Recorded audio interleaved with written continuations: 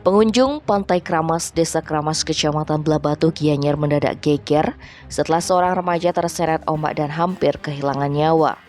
Beruntung, korban berinisial Gusti JE 14 tahun, asal Banjardelot Peken, Desa Kramas, Kecamatan Belah Batu, Gianyar itu berhasil diselamatkan oleh seorang bule yang sedang surfing bersama balawista setempat.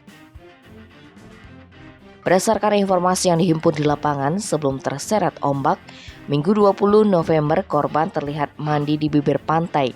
Namun tiba-tiba korban terseret ombak sehingga korban tidak bisa menepi. Beruntung ketika itu ada seorang bule yang sedang surfing yang dengan cekatan menyelamatkan korban hingga nyawa korban bisa tertolong. Kepala Bidang Kedaruratan dan Logistik BPBD Gianyar, Ide Bagus Tibio Prasesta, menjelaskan saat diselamatkan korban dalam kondisi lemas, namun diberikan pertolongan sehingga air yang masuk keluar dari mulutnya. Tim Bali Express melaporkan.